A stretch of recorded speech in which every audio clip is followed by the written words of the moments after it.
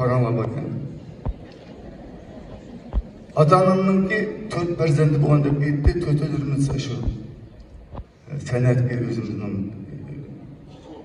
butkul hayotimizni shu san'atga bag'ishladik.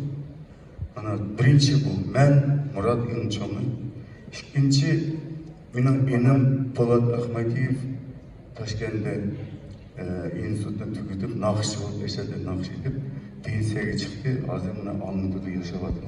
Po'lat Ahmadiyev. Mana Свет, дайте, пожалуйста, зал. Hazırlık sanat diyen akşinin muzikisini yazılanmışım. Onun denken sınırım var, Arzugül. O hazır 15 yıl oldu Kuveyt Arap Respublikası'da konservatuarda profesör болып işlevati özü Yunan jurist'i Arzugül Ahmadiyeva. Atayın o'sha konsertga geldi. Yani bir sınırında onu bayağı kötü olan ya da yaşlı insanlar bilen nakşetip çıktı.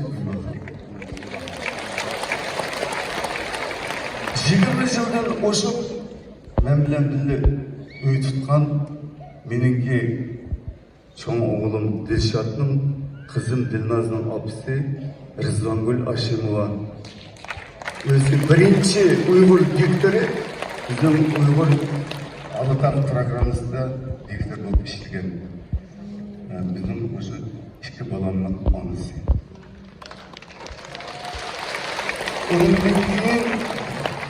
Ondan keyin men ata-onamizning roziligi bilan ataqli naqshchi Farida Qasim nikohdan o'tib turdik.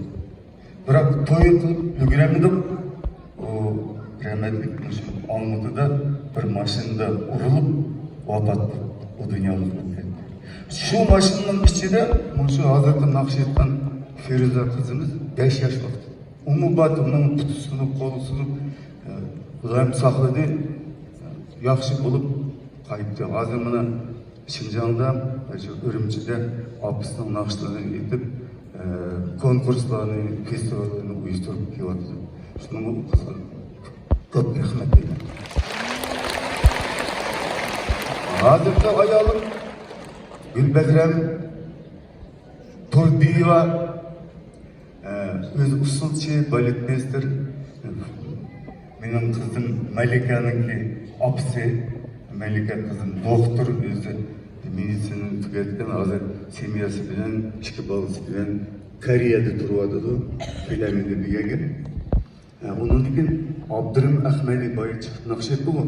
Onu dadamın namını koygamız Abdurrahim Ahmedi de. Dadamın hoşaş şunda başının karakterini tatkan bir balı olup çıktı. Yakında rejisörlük, kino rejisörlük fakültetini bitirdi. Hazır magistratör olup çıktı. Kino rejisör bölümünde vardı. En küçüğü bilgi Diyaz balam.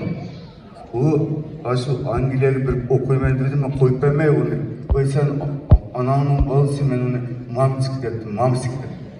Kandak bir eşer okuysa bundak demin etsem, onunla berip karan oldu düşüp üniversitede London'da birinci kursunu tüketip geldi. Hazır bana niyet oturdu. Diyaz, tuğuna oğlum dedim bana. En küçük oğlum dedim. 4 nevram var.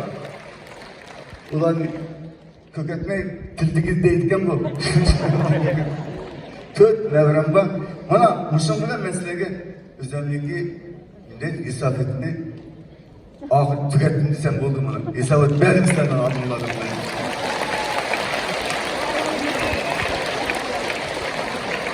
Hem de her bir toyda toymak isteydi kanalım.